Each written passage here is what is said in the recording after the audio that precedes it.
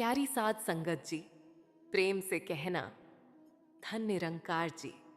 महात्मा जी, मन की एक सच्ची हालत आपके चरणों में रखनी है। हम ज्ञान सुनते हैं, सेवा करते हैं, भजन करते हैं, फिर भी कई बार अचानक गुस्सा आ जाता है। छोटी छोटी बात दिल को चुभ जाती है। बाद में पछतावा भी होता है कि ऐसा क्यों बोला, क्यों प्रतिक्रिया दी। अगर निरंकार से जुड़ना शांति देता है तो ये गुस्सा आता ही क्यों है? बहन जी, आज आपने बहुत सच्चा प्रश्न किया है और यही सच्चाई ज्ञान का दरवाजा खोलती है। गुस्सा बाहर की चीज नहीं है, यह भीतर बैठा हुआ एक दबा हुआ भाव है। जब मन अपनी बनाई हुई उम्मीदों, अपनी धारणाओं और अपनी मैं की पकड़ को छोड़ नहीं पाता, तब कोई छोटी सी बात भी अंदर टकरा जाती है और वही टकराव गुस्से के रूप में बाहर निकलता है। वास्तव में गुस्सा उस घटना से नहीं होता। गुस्सा इस बात से होता है कि मेरे अनुसार क्यों नहीं हुआ। यही मेरे अनुसार ही असली जड़ है। मतलब महात्मा जी, हम परिस्थिति से नहीं, अपनी सोच से दुखी होते हैं। बिल्कुल, परिस्थिति तो एक दृश्य है, पर गुस्सा उस दृश्य पर हमारे मन की टिप्पणी है। दो लोग एक ही बात सुनते हैं, एक मुस्कुरा देता है, दूसरा भड़क जाता है। घटना एक, प्रतिक्रिया अलग। क्यों? क्योंकि एक के अंदर मैं हल्का है, दूसरे के अंदर मैं भारी है। जहां मैं को ठेस लगती है, वहीं गुस्सा खड़ा हो जाता है। इसलिए ज्ञान हमें पहले बाहर नहीं, अंदर देखने की शिक्षा देता है। लेकिन महात्मा जी, अपनों की बात ज्यादा चुभती है, बाहर वालों की बात उतनी नहीं लगती। क्योंकि अपनों के साथ अपेक्षा जुड़ी होती है। हम उनसे व्यवहार नहीं, मनचाहा व्यवहार चाहते हैं। हम सोच लेते हैं, ये तो मुझे समझते हैं, ये ऐसा नहीं करेंगे। और जब वही वैसा कर देते हैं जो हमें पसंद नहीं, तब दर्द दुगना हो जाता है। सच तो यह है कि हमें उनकी गलती से ज्यादा अपने टूटे हुए भ्रम पर गुस्सा आता है। ज्ञान यह सिखाता है कि हर आत्मा अपनी समझ और अपने संस्कार से चल रही है। कोई भी केवल हमें खुश करने के लिए नहीं जी रहा, क्योंकि अपनों के साथ अपेक्षा जुड़ी होती है। हम उनसे व्यवहार नहीं, मनचाहा व्यवहार चाहते हैं। हम सोच लेते हैं, ये तो मुझे समझते हैं, ये ऐसा नहीं करेंगे। और जब वही वैसा कर देते हैं जो हमें पसंद नहीं, तब दर्द दुगना हो जाता है। सच तो यह है कि हमें उनकी गलती से ज्यादा अपने टूटे हुए भ्रम पर गुस्सा आता है। ज्ञान यह सिखाता है कि हर आत्मा अपनी समझ और अपने संस्कार से चल रही है। कोई भी केवल हमें खुश करने के लिए नहीं जी रहा।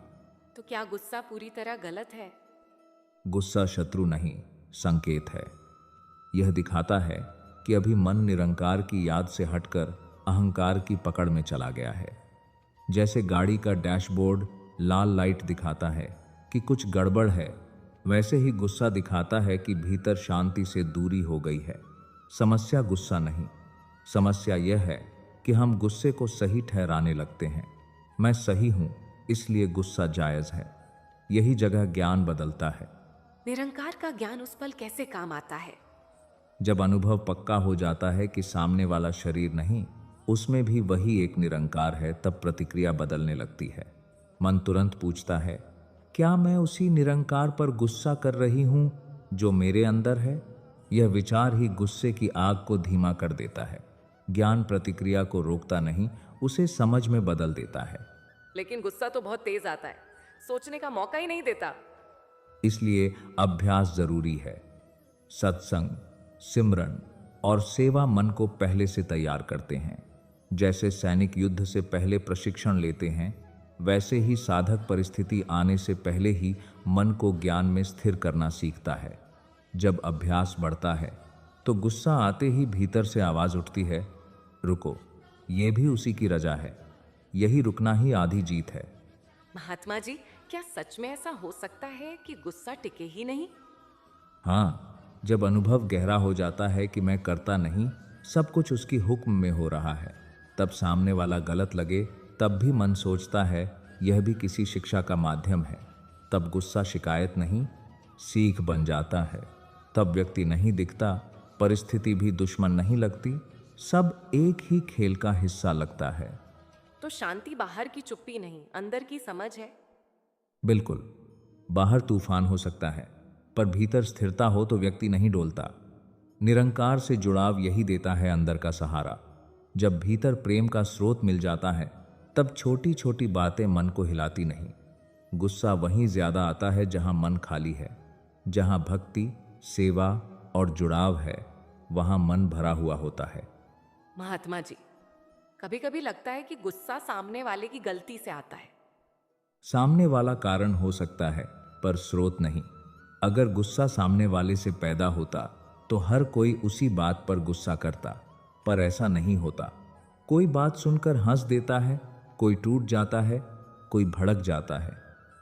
इसका मतलब गुस्सा घटना में नहीं, हमारे अंदर पहले से रखा हुआ है। घटना तो बस बटन दबाती है। तो क्या गुस्सा हमारे अंदर जमा पुराने भावों का परिणाम है? हाँ, दबे हुए दुख, अधूरी इच्छाएं, मान अपमान की यादें, ये सब मन के तहखाने में जमा रहते हैं। जब कोई बात उसी जगह चोट करती है तो पुराना जमा हुआ भाव गुस्से के रूप में बाहर आता है। इसलिए कभी छोटी बात पर भी बड़ा गुस्सा आता है, क्योंकि प्रतिक्रिया वर्तमान की नहीं, अतीत की भी होती है। लेकिन निरंकार का ज्ञान इसमें कैसे मदद करता है? ज्ञान सबसे पहले मैं को ढीला करता है। जब तक व्यक्ति खुद को कर्ता, मालिक, नियंत्रक मानता है, तब तक हर बात उसकी अहंकार से टकराती है। लेकिन जब अनुभव गहरा होता है कि मैं नहीं, वही करा रहा है, तब मन पकड़ छोड़ने लगता है। पकड़ छूटी तो टकराव कम, टकराव कम तो गुस्सा कम। पर महात्मा जी, उस क्षण में ये याद कैसे रहे? इसलिए सत्संग बार बार सुनाया जाता है। सिमरन क्यों करवाया जाता है? सेवा क्यों दी जाती है? ताकि मन की पुरानी प्रोग्रामिंग बदले। अभी मन की आदत है प्रतिक्रिया की। ज्ञान उसे साक्षी बनना सिखाता है।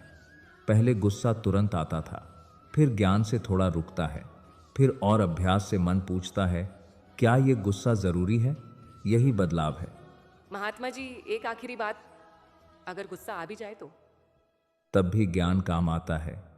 पहले पहचान, हाँ मुझसे गलती हुई, फिर अहंकार को झुकाकर माफी मांग लेना।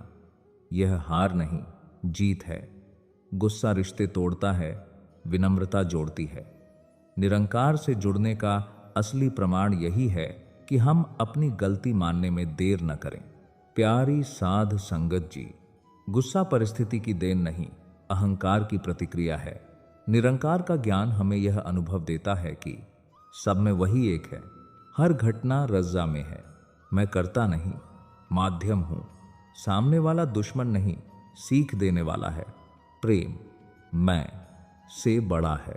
जहां यह अनुभव बैठ जाता है, वहां गुस्सा धीरे धीरे अपनी ताकत खो देता है और मन शिकायत से शांति की ओर चल पड़ता है।